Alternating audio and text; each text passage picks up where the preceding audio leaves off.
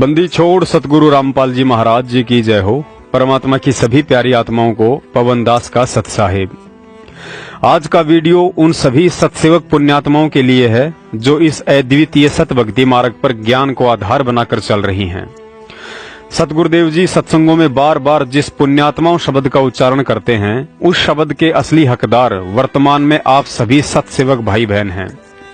परमेश्वर अपनी वाणी में फरमाते हैं कि खोकापुर के काग मिले दिन दोई रे, अरबू में कोई हंस हमारा होई रे। आप सत्सेवक भाई बहन परमात्मा के वो हीरे मोती लाल हैं जिनके लिए वह परमात्मा कभी कबीर दास बनकर आता है तो कभी संत रामपाल दास बनकर आता है। क्योंकि आज आप सभी पुण्यात्माओं ने फर्जी सारनाम की लूट में शामिल ना होकर जो धैर्य, संयम और एक विवेकी भगत होने का परिचय दिया है, उससे यह सिद्ध हो जाता है कि हमें सारनाम के नहीं बल्कि अपने प्राण प्रिय सतगुरु की जरूरत है। और जिस दिन परमेश्वर हम तुच्छ सत्सेवकों को सारनाम के लायक समझेंगे तो जेल से आने के बाद आश्रम में या वह समर्थ परमात्मा प्रकट होकर भी दे देगा, जिस प्रकार काशी में प्रकट होकर मीराबाई जी को दिया था। पुण्यात्माओं, यकीन करना, पिछले 5 साल से काल एजेंट सतलोक आश्रम मैनेजमेंट और सतगुरु के एजेंट सत्सेवकों के बीच ज्ञान आधार से जो लड़ाई लड़ी जा रही है, वर्तमान का समय उस लड़ाई के परिणाम और फाइनल छटनी का वक्त था।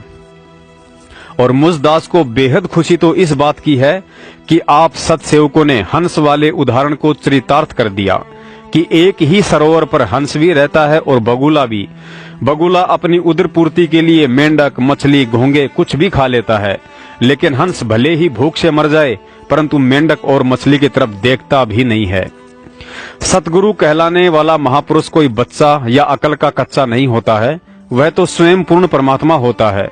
पलक झपकते ही 16 संकोश की दूरी तय कर लेने वाला समर्थ सतगुरु पिछले 5 वर्षों से हिसार जेल में मौन धारण करके संगत का यही तो झाड़ा ले रहा था कि इस भीड़ में अभी कितने बगुले हैं और कितने हंस हैं। पुण्यात्माओं, गैर पुरुष से अपने पेट में बच्चा डलवाने वाली औरत को वेश्या की संज्ञा दी जाती है, जिसका कोई दीन, धर्म और ईमान नहीं होता है।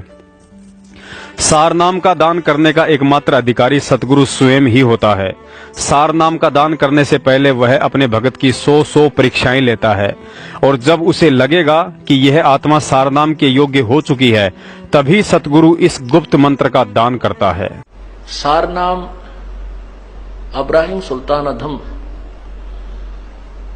बलक बुखारे का बादशाह था, उसने घर त्याग दिया।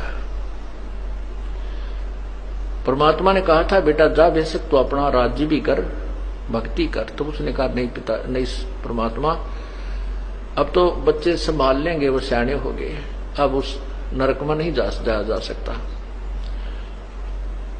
और मुझे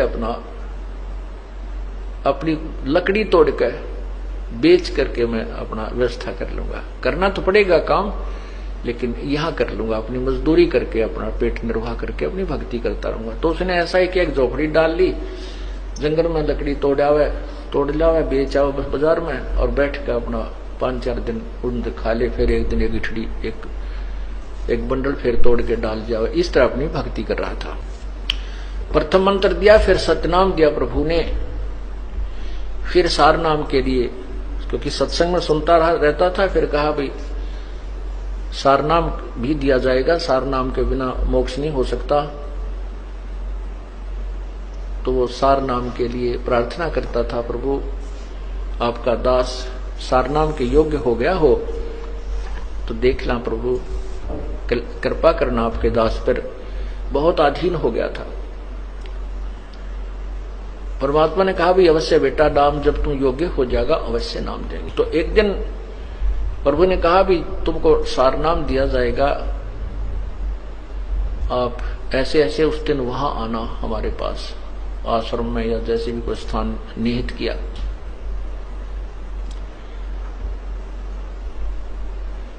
अब उधर से परमात्मा ने अपनी एक शिष्या से कहा, बेटी, क्योंकि जहां परमात्मा रहते थे, क्योंकि सतगुरु ना जाने कितनी बार आए हुए हैं, वो केवल कबीर नाम से प्रकट हुए हैं, कति आमना सामी तो अब मैं भगवान हूं और वो सारा अन्य उनमें भी आए हैं, और कुछ दिन अतिथि रूप में रहे हैं। उनके विषय में कोई ये नहीं बता पाया कि ये कौन थे, कहाँ के रहने वाले थे।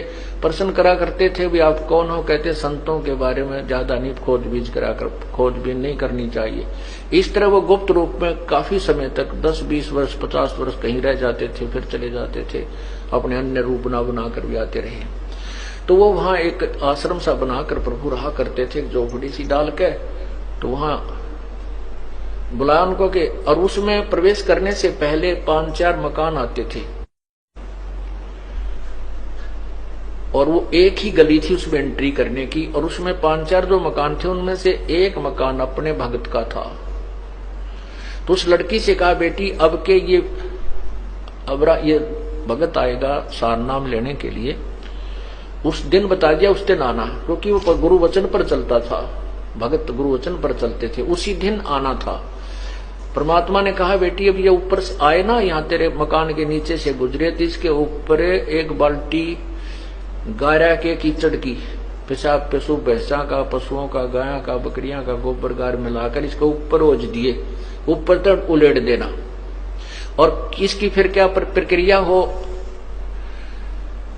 इस गारा के मिट्टी के कीचड़ के डलने के उपरांत इसकी क्या प्रक्रिया हो वो मुझे बताना, यो तुझे कैसा व्यवहार करे।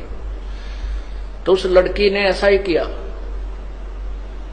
इब्राहिम सुल्तान जी आ रहे थे, ये बल्ख बुखारा के बादशाह थे, जिन्होंने राज रूज त्याग करके अपना एक साधारण से व्यक्ति का जीवन जी रहे थे, भक्त का। अब जैसे आपको बताया था कि विकार मरे मत जानियो जो भूबल में आग, बहुत अधीन था, नम्रता भी बहुत थी, आता था सत्संग में जब भी, जी साहब जी सर। अब ये तो परीक्षा होगी तो पता चलेगा हम कितने नम्र है, कितना क्रोध और काम और लोभ त्याग गया है, जब सामने चीज होगी जो पता चलेगा। तो वो आ रहा था, उस लड़की ने वो एक काम किया, ऊपर तक वो पूरी बाल्टी ठोक दी उसके ऊपर, और तब उसने नुक्कती ला करके देखा ऐसे, तो बहुत गुस्से में कहने लगा कि यदि आज मैं राजा होता तुझे वो सजा देता दुनिया देखती। तेरी आंखें फूट गई हैं क्या, आते जाते नहीं दिखाई देते तुझे। अब वो लड़की थोड़ी सी देर के बाद नहा धो कर अपने वहां भी पहुंच गया आश्रम में। तब पूछा, बेटी वो किया आपने फार्मूला प्रयोग? बिल्हा जी किया। तो क्या प्रतिक्रिया हुई भक्त की?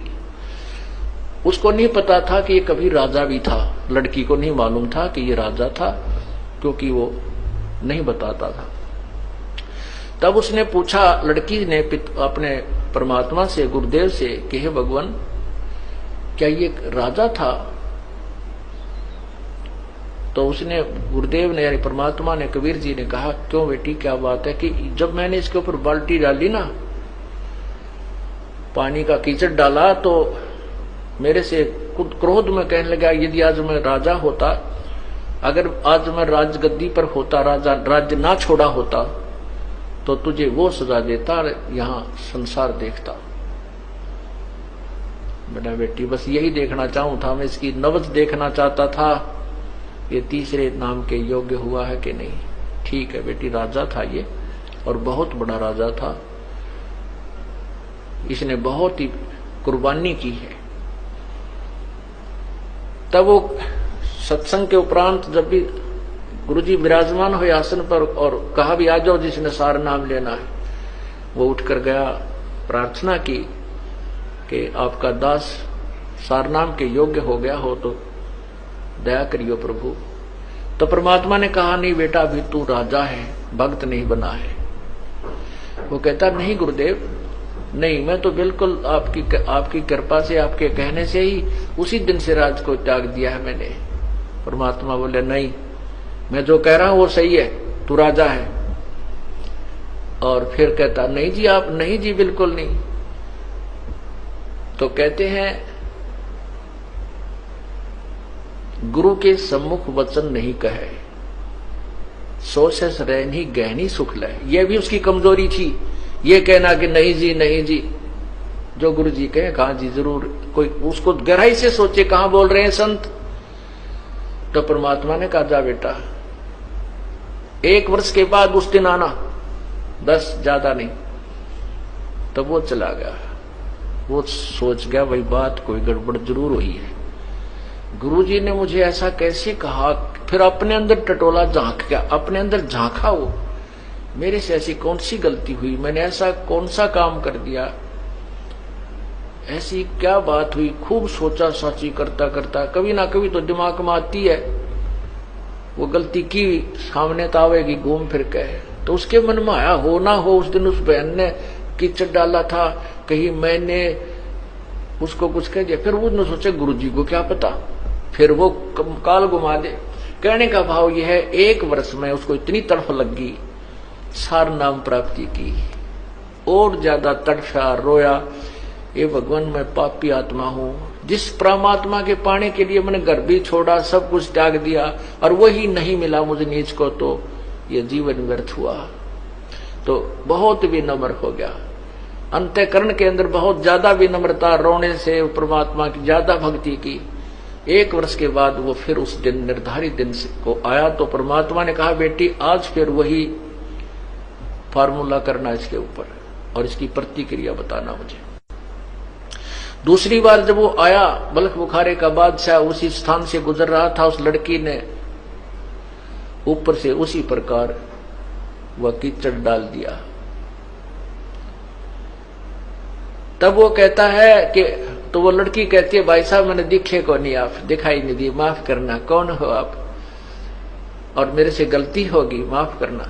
कहने लगा बहन ये कोई बात नहीं, ये तो मिट्टी के ऊपर मिट्टी ही डाली है, ये 5 तत्वों का शरीर भी मिट्टी है, ये भी कुबाड़ा है, आपने इसके ऊपर कुबाड़ डाल दिया, कोई बात नहीं, नहीं ना धो लूंगा, क्या बिगड़ गया इन कपड़ों का। इतनी विनम्रता उसके अंदर आई। तब वो परमात्मा के चरणों में पहुंचा। फिर तो उल्टा चला गया हो कि नदी नहर में जाकर नहाया धोया, कपड़े धोए, सुखा सुकू कर फिर आया। आना था उस दिन, तो चरणों में बैठ गया। तब लड़की से पूछा परमात्मा ने, बेटी आज क्या गतिविधि थी उस भगत की। आज उसने जी ऐसे ऐसे कहा कि कोई, मैंने तो कहा भाई साहब गलती होगी, मैंने दिखाई नहीं दी, माफ करना। वो कहने लगा नहीं कोई बात ना बहन, माटी पर माटी तो डाली है, इससे क्या फर्क पड़ गया, मिट्टी पर मिट्टी ही डाली है, आप धो के नहा धो के आ जाऊंगा, क्या फर्क पड़ गया। तब परमात्मा से उसने फिर अर्ज की कि प्रभु आपका दास सार नाम के योग्य हो गया हो तो क्षमा करना, दान करना दाता। तब वो कहते हैं कि हाँ बेटा आज तू नाम के योग्य हो गया, आज सार नाम तुझे दूंगा। पुण्यात्माओं, जिस प्रकार शिक्षक के रहते सहते विद्यार्थी कभी भी विद्यार्थी की परीक्षा नहीं ले सकता है, डॉक्टर के रहते सहते कंपाउंडर कभी भी कैंसर के मरीज का ऑपरेशन नहीं कर सकता है, क्योंकि ना ही तो वह ऑपरेशन करने के योग्य होता है और ना ही अधिकारी।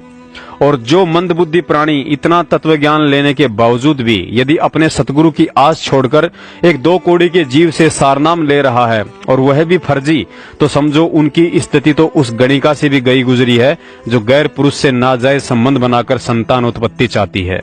बोलो सतगुरुदेव। अब जो सारनाम प्राप्त करने के लिए आए हुए हैं पुण्यात्मा, सारनाम प्राप्त करना कोई बालकों का खेल मत समझना। ये तो ऋषि महर्षि और पहले बहुत कुछ चले गए जिन्होंने बहुत बहुत साधनाएं की, जीवन भी पूरे गाड़ दिए। सारनाम प्राप्त उन्हीं को होगा जिनके हृदय में धैर्य होगा, सच्ची लगन होगी और ये दास देख लेगा भक्ति के योग्य होगे हो। अन्यथा कच्चे फोड़े पर डॉक्टर चीरा नहीं देता, मरीज तो कहता है जी कर दे दो चीरा, देना तो है ही आपने, कर दे दो चीरा, मैं तो बहुत दुखी हो रहा हूं। लेकिन वो कहता रहता कल आना भाई, 2 दिन पीछे आना, ये गोली खा। उस फोड़े को पक जाने के बाद वो चीरा देता ताकि ये बीमारी बढ़ ना जाओ। इसलिए पुण्यात्माओं, जब तक आप योग्य नहीं हो चुके होगे ये दास आपको सारनाम नहीं देगा, चाहे 100 बार आना पड़े। और जो इसी परमात्मा के पाने के लिए तो राजाओं ने राज त्याग दिए और मीराबाई ने अपना शरीर सौंप दिया था, मारो चाहे काटो, में भगवान से दूर नहीं हो सकती, तभी उनको भगवान मिला करते हैं। ऐसे ही जैसे क्या है, सतनाम जो है ये श्वास उश्वास से जाप होता है। ये समझो हमने जल प्राप्त करना है नीचे से, जमीन से, तो उसमें बोकी मारी जाती है और साथ में पाइप उतारी जाती है। सतनाम काम करेगा, पानी तक वो उस पाइप को पहुंचा देगा। और सार नाम क्या करेगा, जैसे हमने हैंडपंप लगाना है, सार नाम फिर वो हैंडपंप के ऊपर की मशीन होती है, वो मशीन फिर ऐसे लगाएंगे तो वो पानी को बाहर निकालेगी, वो भगवान मिलावेगी। सार नाम परमात्मा मिलाओगा। लेकिन जब तक पानी तक नहीं पहुंचेगा तो उसके बोकी लगवाता ही रहेगा मिस्त्री के। अभी वो जो लगवाता है हैंडपंप, मालिक तो कहता बांध देन मशीन इस पर जल्दी ही, वो कई दिन ला दिए आपने, तो काफी समय लग गया, तो वो नहीं बांधेगा, क्योंकि वो जब तक वह पूरा स्थान देख नहीं लेगा यहाँ जल आ गया है, वहां जाकर छोड़ देगा, फिर वो मशीन बांधेगा। यदि वैसे मशीन बांध दी तो फिर उसने लाए जाइयो पानी आवे को नहीं। ऐसे ये दास आपको सारनाम उस टाइम देगा जब आपकी भक्ति परिपक्व हो चुकी होगी, ताकि सारनाम देते ही आपको वो लाभ प्राप्त हो सके। हैंडपंप की मशीन जब बांध दी जाएगी। बोलो सतगुरुदेव सत साहिब। पुण्यात्माओं, सतगुरु अंतर्यामी होता है। ऐसी बात नहीं है कि उन्हें वर्तमान में सारनाम की आड़ में काल एजेंटों द्वारा किए जाने वाली इस धांधली का पता नहीं था। सतगुरु सबका बाप है और उन्हें अच्छे से पता था कि काल अपने कुछ एजेंट भगत बनाकर बहुत पहले ही आश्रम से जोड़ चुका है, जिसका जिक्र गुरुजी ने सन 2008 में ही कर दिया था। तो काल को चिंता होगी है कि ईब तेरी बात बिगड़ेगी। जो आज तक झूठा संदेशा भिजवा रखा था जनता में, अब ये पोल खुल रही है। तो जिस कारण से उसने ये सब कहानी बिगड़वाने की चेष्टा की, लेकिन समर्थ का सरना गहो रंग होरी हो, कभू ना हो एकाज राम रंग होरी हो। समर्थ की ओट में बैठे हैं हम, उस पूर्ण पुरुष की आड़ में, उसकी पूर्ण पुरुष की शरण में हम बैठे हैं। हमारा कभी आकाज नहीं हो सकता। तो इसी प्रकार काल अपने दूत इसी संगत में एक दो तो हो चुके हैं, लेकिन उनकी दाल नहीं गल पाएगी। जनता बहुत सियानी बना दी हमने, अपने श्रद्धालुओं को तोते की तरह रटा दिया है ये ज्ञान। अब उन दुष्ट आत्माओं से औरों को भी बचाएंगे और आप भी दूर रहेंगे। पुण्यात्माओं, समझदार को संकेत ही काफी है। वो दो काल दूत कोई और नहीं बल्कि स्वयं गुरुजी का छोटा भाई महेंद्र और बलजीत लहरी है। क्योंकि पवन, संजय या रामचंद्र जी ने तो नामदान 2008 में नहीं बल्कि 2013 में लिया था। आप सभी सत्सेवक भाई बहनों पर पहले से ही परमेश्वर ने बुद्धि और विवेक की दया बख्श रखी है, इसलिए दास को ज्यादा समझाने की जरूरत नहीं पड़ती है। बाकी इतना अवश्य कहूंगा कि जागती हुई संगत को अपने शिकंजे से निकलता हुआ देख उन्हें वापस बेहोश करने का सतलोक आश्रम मैनेजमेंट हरियाणा का आलू टमाटर की तरह यह फर्जी सारनाम बांटने का हथकंडा अंतिम और घटिया षड्यंत्र है। और इस षड्यंत्र में वही मंदबुद्धि लोग गुड़ पर मक्खी की तरह चिपटकर अपना कर्म और पतिव्रता धर्म बिगाड़ रहे हैं, जो कभी सतगुरु के थे ही नहीं। लेकिन आप सत्सेवकों के एक बार भी मन में नहीं आया कि हम भी रोहतक जाकर सारनाम ले लें। वास्तव में आज आप भक्तों ने गुरुजी को हृदय से खुश कर दिया है। पुण्यात्माओं, इसी का नाम नुक्ता है। नुक्ता मतलब भगत की कोई ऐसी विशेष सेवा या क्रिया जिससे यदि सतगुरु प्रसन्न हो जाए तो एक साथ अपनी उस प्यारी आत्मा के करोड़ों काल बंधन काट डालता है। परमेश्वर की वाणी भी है कि नुक्ते ऊपर रीजे गारे तेरे करोड़ कर्म जल जाएं। आप सत्सेवकों ने हजारों बुद्धिहीनों की भीड़ से हटकर यह साबित कर दिया है कि आप ही वो पतिव्रता आत्मा हैं जिनके विषय में गुरुदेव ये वाणी सुनाते हैं कि पतिव्रता जमी पर ज्यों ज्यों धर है पाव, समर्थ झाड़ू देत है ना काटा लग जाओ। सारनाम की दया सतगुरु अपनी किन आत्माओं पर बख्शता है, इसका जिक्र परमेश्वर ने दास से पिछली वीडियो में करवा दिया था। पुण्यात्माओं, आपने एक कहावत तो सुनी ही होगी कि बंदर के हाथ में हांडी। हांडी उस मिट्टी के पात्र को कहते हैं जिसके ऊपर पहले के समय में खिचड़ी आदि पकाई जाती थी, जो धीरे धीरे नीचे से काली हो जाती है। अब ये फर्जी सारनाम की हांडी लेकर कुछ बंदर अपना तो मुंह काला करेंगे ही करेंगे, साथ में सतगुरुदेव जी पर भी बेवजह बदनामी के दाग लगवाएंगे। क्योंकि गुरु मर्यादा से दूर होने के कारण अब इन फर्जी सारनामियों के ऊपर जो कर्म के कहर टूटने शुरू होंगे, उसके बाद दुनिया भी तालियां पीटेंगी कि देखो ये हैं रामपाल के सारनामी भगत। दुनिया को तो सुखों की गारंटी देते हैं और खुद के ऊपर दुखों के पहाड़ टूट रहे हैं। पुण्यात्माओं, अध्यात्म में सीढ़ी दर सीढ़ी आगे बढ़ा जाता है। जिस प्रकार बच्चा जब तक पहली क्लास पास नहीं कर लेता है तब तक शिक्षक उसे आगे की क्लास में नहीं बैठाता है। ठीक इसी प्रकार जब तक भगत की प्रथम मंत्र और सतनाम की कमाई पूरी नहीं हो जाती है, तब तक सतगुरु उसे सारनाम नहीं देता है। सतगुरुदेव जी कहते हैं, जेता अंजन आचिए चिश्मियों में दीखंत, अर्थात आपके अंदर भक्ति प्रवेश हुई है या नहीं, इसका सबसे बड़ा पैमाना गुरुजी ने बताया कि आपकी आंखों के सामने काले काले से धब्बे दिखाई देने लग जाएंगे, और यदि नहीं दिखाई देते हैं तो समझो अभी आपने बहुत सेवा सुमरिन और दान धर्म की जरूरत है। अब उसका क्या आपको प्रमाण दें? जैसे जो भक्त इस दास से उपदेशी हैं, परमपिता की यथार्थ भक्ति कर रहे हैं, उनकी आंखों के सामने कुछ भक्ति के लक्षण दिखाई देते हैं। ऐसे सूक्ष्म हैं, वो तार से दिखाई देंगे, कुछ और भी बहुत सी ऐसे नजर आएंगे। वो इतने सूक्ष्म होते हैं, वो आपके भक्ति के परिणाम है, लक्षण है। आपकी कितनी भक्ति बढ़ गई है वो उसका वो समझ लो पैमाना है। और वो इतना सूक्ष्म है कि आप जैसे बस में बैठे हो या गाड़ी में बैठे हो अपनी कार में, और शीशा बंद हो, उस ग्लास से देख रहे हो तो शीशे के बाहर भी दिखेगा आपको, यानी शीशे को भी पार कर जाता है। और अंदर देखोगे तो यहाँ निकट से निकट भी बहुत छोटा भी हो जाता है। तो इस टाइप का सूक्ष्म शरीर होता है, जो यहाँ की दूरबीन सूक्ष्मदर्शी या फोटो कैमरे में नहीं आ सकता। वो सूक्ष्म ऐसा होता है शरीर। तो पुण्यात्माओं, कई भक्त, कई बहन भाई चिंतित हो जाते हैं। दास बहुत बार समझाने की चेष्टा करता है, ध्यान रखा करो, एक दूसरे को बता भी दिया करो अगर कोई इस शंका में हो कि मेरी आंखों के सामने पता नहीं क्या दिखता है। डॉक्टर के पास गया, डॉक्टर कहने लगा ऑपरेशन करवा ले, और डॉक्टरों के पास क्या है, ऑपरेशन करवा ले, वह धुंधला दिखा, धुंधला नहीं दिखता। वो हम देखेंगे ऐसे जैसे कोई मच्छर सा घूम रहा है, कोई मक्खी घूम रही है, ऐसे काले काले से कुछ और तरह के भी। वो तो जैसी जिसकी भक्ति बढ़ती चली जाएगी, वो आपकी भक्ति का पैमाना जैसा अंजन आंजिए चश्मों में दिखंत, जैसी भक्ति करेगा तेरी आंखों के सामने आपको अपनी भक्ति की कमाई दिखने लग जाएगी। ये आपका एक वो होगा, भक्ति का पैमाना होगा। आपका बैंक बैलेंस समझ लो, आप देख रहे हो सामने, तो वो घबरा जाते हैं, हमारे पास भी प्रार्थना करते हैं, जी ऐसा पता नहीं आंखों में क्या हो गया, मुझे तो चिंता बनी हुई है, ऐसे देखते हैं पता नहीं क्या दिखाई देता है, सोचते हैं ना देखूं फिर भी दिख जाता है। फिर उनको समझाते हैं कि ये आपकी भक्ति की कमाई दिखाई दे रही है, ये नहीं है तो आपका माइनस आपकी भक्ति, फिर भक्ति चली नहीं आपकी।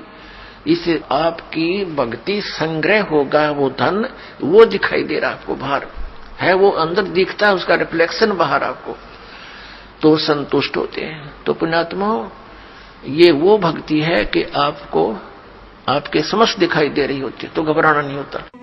पुण्यात्माओं, रोहतक में जिन लोगों को सारनाम दिया जा रहा है, और यदि खुशकिस्मती से वे भाई बहन यह वीडियो देख रहे हैं, तो अपनी भक्ति का आंकलन गुरुजी के इस सत्संग को आधार बनाकर स्वयं ही कर लें कि अभी आप कितने पानी में हैं। और बात करते हैं सारनाम की।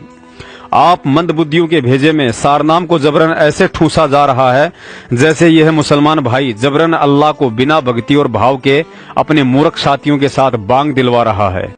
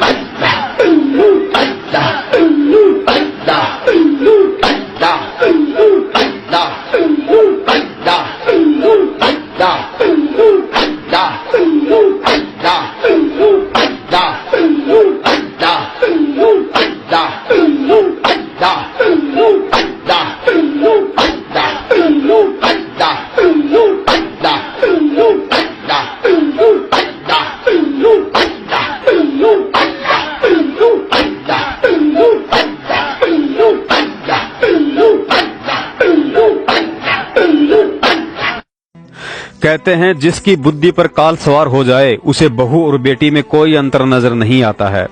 सारनाम की तो छोड़िए, इन काल एजेंटों ने तो सारनाम से ऊपर सार शब्द देने के लिए भी भोली संगत से फार्म भरवाने शुरू कर दिए हैं। देखिए सतलोक आश्रम मैनेजमेंट हरियाणा की तरफ से आया हुआ एक पीला पर्चा और सार शब्द वाला फार्म। पुण्यात्माओं, सार शब्द क्या चीज है, कब, कैसे और कहां मिलता है, इस बात की जानकारी आपको स्वयं सतलोक आश्रम मैनेजमेंट हरियाणा अर्थात राष्ट्रीय समाज सेवा समिति के महासचिव मास्टर बलवान जाखड़ के मुख कमल से सुनवाते हैं। मास्टर बलवान जाखड़ ने आज से लगभग 5 महीने पहले मदन पंथ के ऊपर एक वीडियो बनाकर सा न्यूज चैनल के माध्यम से यूट्यूब पर डाला था, जिसमें बलवान जाखड़ कबीर साहिब जी की वाणी का प्रमाण देकर कह रहे हैं कि सार शब्द तो शरीर छोड़ने के बाद 12वें द्वार को पार करके सुरती कमल में दिया जाता है। आइए देखिए कबीर साहिब के ज्ञान में और मदनपति जी के ज्ञान में कितना अंतर है। हम इसको तुलनात्मक तरीके से बताएंगे। मदनपति जी तथा उनके प्रचारक कहते हैं कि सार शब्द 10वें द्वार, जिसे ब्रह्मरंध्र कहते हैं, के ठीक ऊपर शरीर में मिलेगा।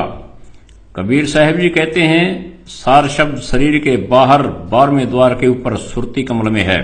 इनके ग्रंथ सत्यनाम नाम प्रकाश टीका के 89 पेज पर लिखा है कि 10वां द्वार गुप्त है, ब्रह्मरंध्र है ठोर, तहवां सुरती लिप्त करो दे तजो फिर और। इसका टीका करते हुए बताते हैं, गुरुजी शिष्य को समझाते हुए कहते हैं कि ब्रह्मरंध्र को 10वां द्वार भी कहते हैं।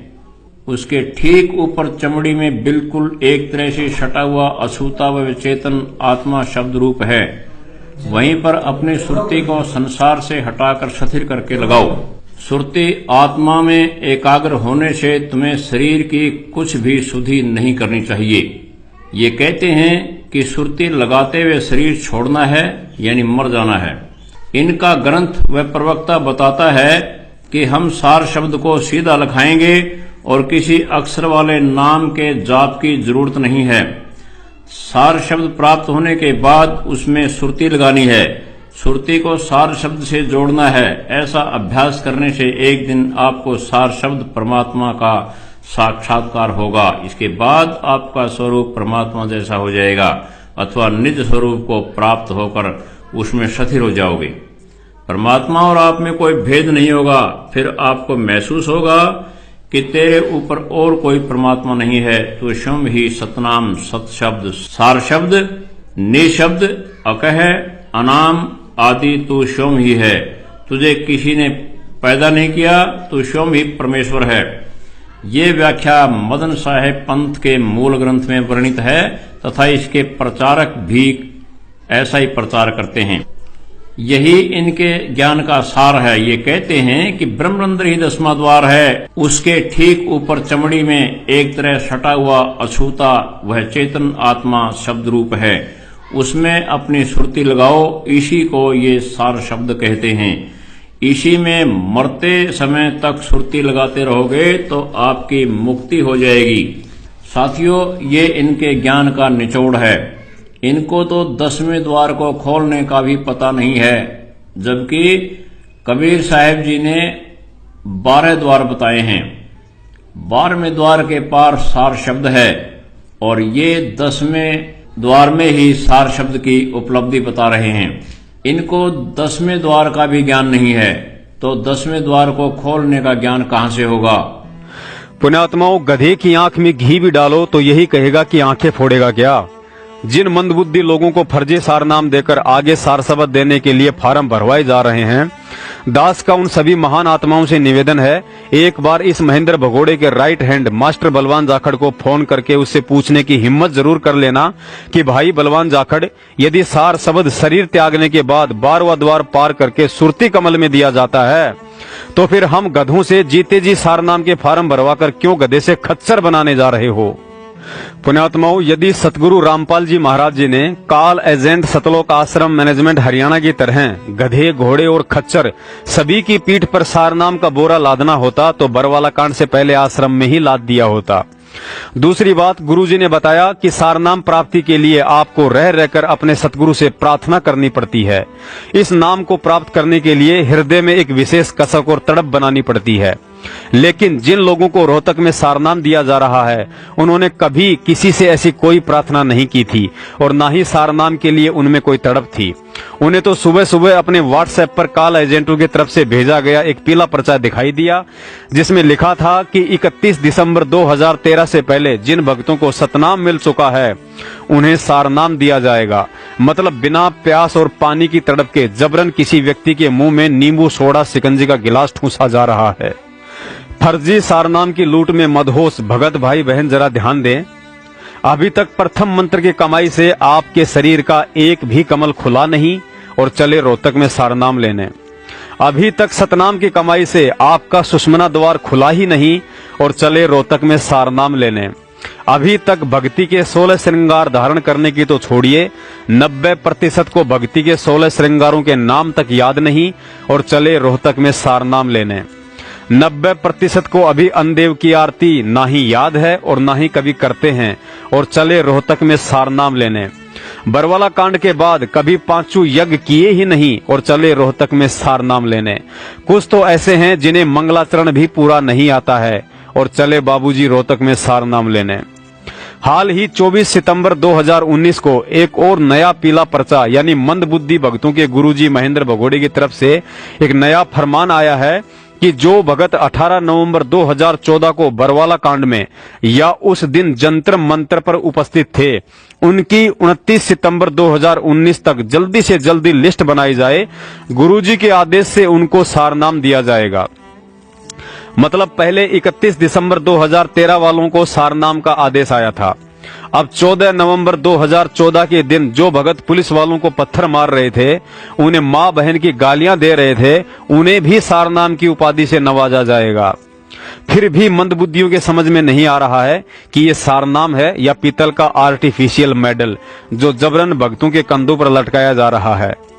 पुण्यात्माओं गौर करना, आज से 10 दिन पहले दास को किसी भगत भाई ने सतलोक आश्रम मैनेजमेंट का एक पीला पर्चा भेजा था जिस पर लिखा हुआ था कि चंडीगढ़ और डेरा बस्सी की संगत को सूचित किया जाता है कि डेरा बस्सी के कोऑर्डिनेटर व नामदान संचालक सोहन लाल ने मदन पंथ से नाम दीक्षा ले ली है। सोहन लाल से सारी सेवाएं छीनी जा चुकी हैं, अब कोई भी भगत उसके संपर्क में ना रहे। पुण्यात्माओं विचार करना, सोहनलाल डेरा बस्सी वाले का मदन पंथ में जाने का विचार ऐसा तो है नहीं कि उसे रात को ही मदन पंथ का पता चला हो और सुबह जाकर नाम दीक्षा ले ली हो। इस सोहनलाल डेरा बस्सी वाले की मर्यादा आज से 6 महीने पहले ही खंड हो चुकी थी और उसी दिन दास ने संगत में इसके साथ बातचीत की एक ऑडियो वायरल कर दी थी कि सोहनलाल आपके लक्षण बता रहे हैं कि आप मदन पंथ की गंदगी में नाक रगड़ने जाओगे और 50-60 अन्य आत्माओं का भी धर्म कर्म नष्ट करोगे, क्योंकि यह व्यक्ति भक्ति का नहीं बल्कि मान बढ़ाई का भूखा है। मदन पंथ वालों ने इसे चंडीगढ़ का महंत बनाने का प्रलोभन दे दिया होगा, क्योंकि अंधे को कुछ चाहिए तो सिर्फ 2 आंखें। वैसे भी रंभदूत मदन पंथ में तो ढोलक पेटी बजाने वालों की वैकेंसियां निकलती ही रहती हैं और सोहनलाल इन दोनों विद्याओं में पहले से ही पारंगत था। पुण्यात्माओं विचार करना, कबीर साहेब जी ने कबीर पंथ चलाया था, लेकिन इस पंथ का तो नाम ही मदन पंथ है। ना ही तो इस मदन पंथ का कबीर पंथ से नाम का मेल है और ना ही किसी भक्ति क्रिया का। पुण्यात्माओं यकीन करना, ये नितिन रायजादा भी सतगुरु रामपाल जी महाराज जी का ही बच्चा है, लेकिन काल ने इसे मान बढ़ाई और अहंकार की भांग पिलाकर अपने ही बाप के खिलाफ मोहरा बनाकर खड़ा कर दिया है। लेकिन कहते हैं ना कि बाप बाप ही होता है और बेटा बेटा ही रहेगा। सुनिए मदन पंथ के संचालक अर्थात नितिन रायजादा के बैकग्राउंड गुरु वैराग्य साहिब का ढोलक पेटी सत्संग, जिसके विषय में कबीर साहिब जी कहते हैं कि नाचे गाए किने ना मिलिया, जिन मिलिया तिन रोए, जे नाचे गाए हरी मिले तो कौन दुहागन होए। उसके बाद सुनिए मुझ पवन दास और सोहनलाल की ऑडियो।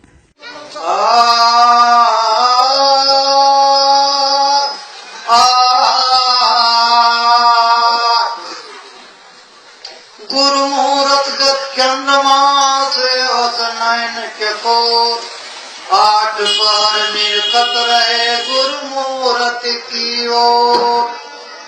ऐसे गुरु मुहूर्त की बलिहारी, ऐसे गुरु मुहूर्त की बलिहारी, ऐसे गुरु मुहूर्त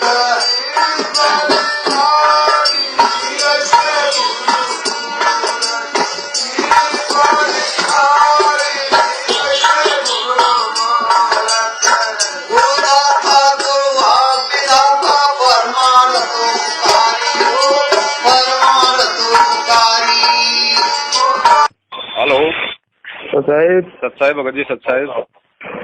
भगत जी जो आपने मैसेज डाला ये सही है क्या? बिल्कुल सत्य है, झूठ है तो बताओ।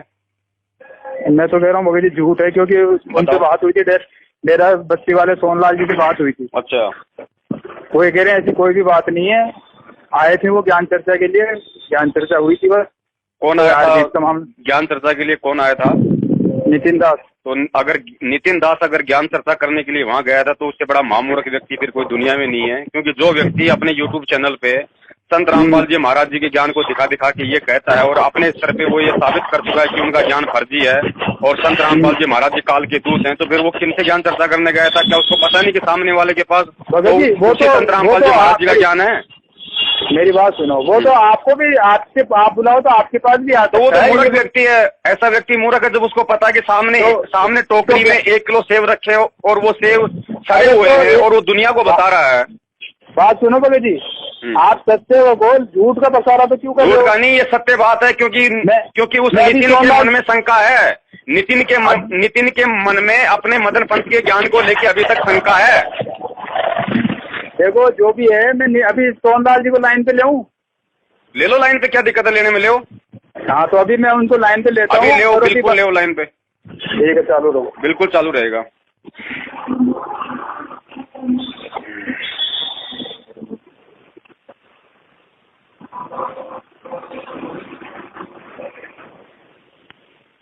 आप जिस व्यक्ति से बात कर रहे हैं उन्होंने आपके कॉल को होल्ड पर रखा है, कृपया लाइन पर बने रहिए।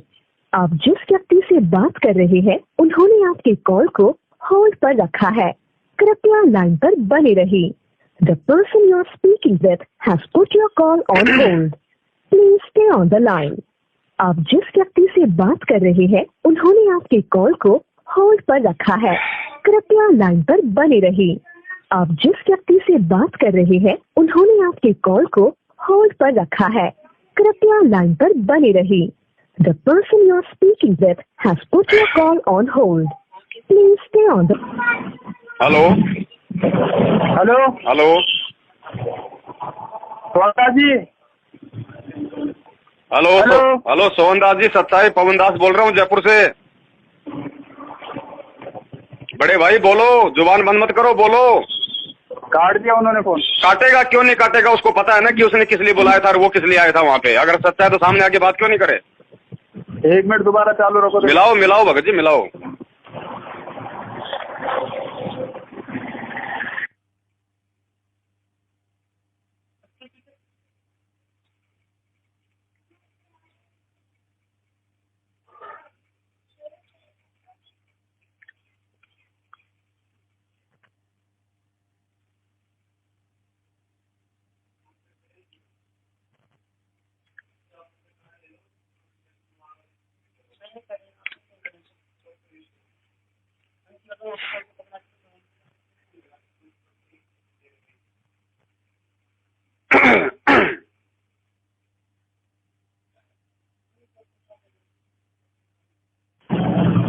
हेलो बोलो। हाँ जी सत्ताईस जी, सोहनदास जी, जयपुर से पवन दास बोल रहा हूँ।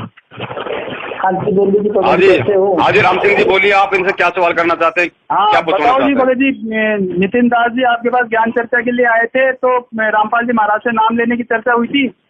नहीं, नाम लेने की चर्चा नहीं हुई। मैं बताता हूँ आपको क्या सत्य है, मैं बताता हूँ आपको। अगर आपने नितिन दास की और अपनी यदि फोटो यूट्यूब पे डाली है तो जो बातें आप लोगों ने वहाँ पे की है उसकी ऑडियो या वीडियो रिकॉर्डिंग भेजो, हमें मालूम पड़ जाएगा कि वो ज्ञान चर्चा के लिए आया था या वो नाम दीक्षा लेने के लिए आया था। रिकॉर्डिंग करनी हमने की। फोटो क्यों भेजी तुम लोगों ने? फिर तुम लोगों ने फोटो क्यों भेजी? फोटो तुम लोगों ने व्हाट्सएप पे क्यों भेजी? चलो ठीक है जी, आप तो ऑडियो वीडियो भेजो। आप लड़ो, लड़ना नहीं है। आप जैसा महामूर्ख और उस जैसा महामूर्ख व्यक्ति दुनिया में क्यों नहीं है? जब आपको संत रामपाल जी महाराज जी ने ये समझा दिया, सारा ज्ञान बता दिया कि मेरे अलावा किसी के पास कोई तत्व ज्ञान नहीं है, तो आपने किस मूर्ख को अपने वहां पे ज्ञान चर्चा के लिए बुलाया? आपको शर्म नहीं आई सोनलाल? आप भगत हो आप संत रामपाल जी महाराज जी के? आप तो किसी नकली संत के चरणों की धूल के बराबर भी नहीं हो। आपने किस लिए बुलाया उसको वहां पे, जब आपको पता है कि गुरु जी ने कह दिया कि किसी के पास कोई ज्ञान नहीं है? आप क्या ठेकेदार हो? ठेकेदार आप बन रहे हो फालतू में। आप खुद मरोगे, 10-20 को लेके मरोगे आप। फिर क्या हो गया? मरेंगे तो मरोगे आप। ये दास आपको बता रहा है, आप खुद डूबोगे, 10-15 को लेके डूबोगे आप। आपने किसको ज्ञान चर्चा के लिए बुलाया? जो व्यक्ति संत रामपाल जी महाराज जी को काल का दूत कहता है, जो उनके ज्ञान को फर्जी घोषित कर चुका है अपने अज्ञान आधार से, आप उसके साथ बैठ के मीटिंग कर रहे हो? शर्म आनी चाहिए आपको। आप नहीं कहते काल दूत? किसको कहा मैंने काल दूत? नितिन जी को। तो नितिन काल का दूत है इसलिए बोलता हूँ उसको मैं। क्या संत रामपाल जी महाराज जी, क्या संत रामपाल जी महाराज जी काल के दूत है? मेरे को आप बताओ, आप बताओ क्या संत रामपाल जी महाराज जी काल के दूत है? आप बताओ कि बाकी। अरे उस व्यक्ति ने संत रामपाल जी महाराज जी को काल का दूत कहा और आप उसके साथ बैठ के फोटो खिंचवा रहे हो। शर्म आनी चाहिए, डूब के मर जाना चाहिए आपको डूब मर के जाना चाहिए आपको, नालायक व्यक्ति। भक्ति करने का काहे की भक्ति करेगा? नालायक व्यक्ति है तू। तेरे गुरु को कोई काल का दूत कर रहा है और उसके साथ बैठ के तू वहाँ पे पार्टी कर रहा है, तू वहाँ पे चाय पी रहा है उसके साथ, डूब के मर जाना चाहिए तेरे जैसे व्यक्ति को। चाहे सबके साथ पी सकते हैं चाहे। व्यभिचारणी भक्ति कर रहा है तू, सबके साथ करना चाहिए, सबके साथ करना चाहिए। ये तेरी व्यभिचारणी भक्ति है, अनन्य भक्ति नहीं है। ये समझ जी बोलना बंद करो। आप जो सच्चाई है, सच्चाई को समझने की कोशिश करो। कौन सी सच्चाई है बताओ ना मेरे को, कौन सी सच्चाई है? सच्चाई कौन सी है बताइए आप मेरे को। पुण्यात्माओं, जो नामदान संचालक सोहनलाल 6 महीने से परमात्मा की भक्ति से कट चुका था, भोली संगत पिछले 6 महीने से वहां नाम शुद्ध करवा रही थी। इसी का नाम अंधविश्वास और मूर्खता है, जो संगत 5 साल से करती आ रही है। भले ही ये सोहनलाल और इनके कुछ मंदबुद्धि साथी मदन पंथ में जा चुके हैं, लेकिन कुछ ही दिनों में इनकी हालत धोबी के कुत्ते जैसी होने वाली है, क्योंकि गुरुजी ने बताया कि आत्मा की खुराक सत्संग होती है, ना कि बकवाद।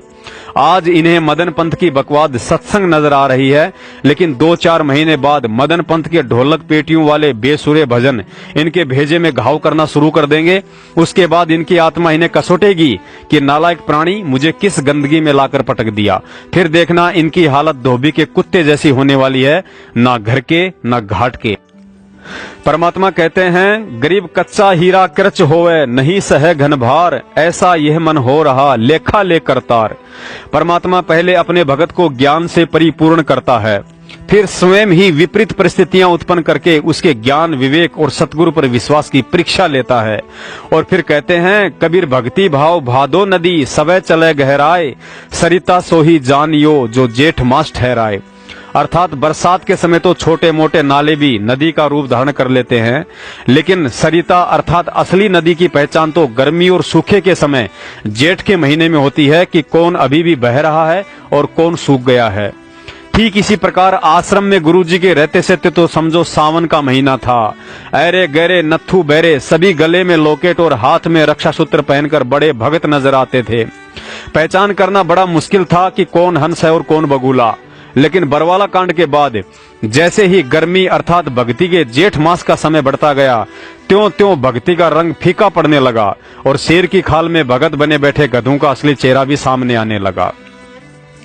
नतीजन सतलोक आश्रम मैनेजमेंट वालों ने भक्तों की अंधश्रद्धा और भोलेपन का नाजायज फायदा उठाते हुए गुरु के आदेशों की आड़ में संगत को ही लूटना शुरू कर डाला। कुछ लोगों ने उसी दिन से अपनी कंठी माला और घर से गुरुजी की फोटो हटाकर अपनी परंपरागत साधनाएं वापस अपना ली। कुछ एक पुण्यात्माओं ने सोचा कि ज्ञान में तो कोई कमी नहीं है, लेकिन भक्ति गुरुजी के जेल से बाहर आने के बाद ही पुनः शुरू करेंगे। कुछ श्रद्धालुओं ने विवेक के अभाव में गुरु के गद्दार भाई और मनमुखी सतलोक आश्रम मैनेजमेंट को ही अपना टेम्परेरी सतगुरु समझकर उनके हर ज्ञान विरुद्ध आदेशों की गुलामी शुरू कर दी और आज भी उसी धुन में मस्त हैं। तो कुछ लोगों ने अपनी अज्ञानतावश भ्रमित होकर दूसरे पंथों व संतों की शरण ले ली। कहने का मतलब है, आज संगत में जिन्हें सत्सेवकों के नाम से जाना जाता है, उनके अलावा गुरु की गैर मौजूदगी में गुरु के सत्संग और ज्ञान को आधार बनाकर कोई भी इस भक्ति मार्ग पर टिक नहीं पाया। इस वीडियो के अंत में आप सभी सत्सेवक भाई बहनों से दास का निवेदन है कि वैसे तो भगत को भक्ति मार्ग पर गुरु के ज्ञान के अलावा ऐसी कोई दूसरी वस्तु नहीं है जो दृढ़ रख सके, लेकिन साधु संगति अर्थात अच्छे विचारों वाले भगत भाई बहनों का साथ भी एक अहम रोल निभाता है। परमात्मा कहते हैं, इष्ट मिले और मन मिले, मिले सकल सब रीत, कहे कबीर तहां जाइए रह संतन की प्रीत। अर्थात भक्तों को उन्हीं भक्तों की संगति करनी चाहिए जहां भक्ति हो, प्यार प्रेम हो और जहां के भगत अपने गुरु के प्रति पूर्ण रूप से समर्पित हों। इसके अलावा जिस संगति में इन सब का अभाव हो, उनके विषय में परमात्मा ने बताया कि रत्न जड़ाऊ मंदिर हो और लख योजन स्थान, साकट सगाना भेटियो, चाहे हो इंद्र समान। अतः समय हो तो हर महीने के दूसरे रविवार को मेरठ में और हर महीने के अंतिम रविवार को फर्रुखाबाद में, और अब तो हर जगह परमात्मा की प्यारी आत्माओं ने सत्य की राह पकड़कर सत्सेवक सम्मेलन करवाने शुरू कर दिए हैं। आप जी वहां शामिल होकर भक्ति के 5 यज्ञ और साधु संगति का लाभ उठा सकते हैं। बोलो सतगुरुदेव की जय। बंदी छोड़ सतगुरु रामपाल जी महाराज की जय हो। सत साहेब।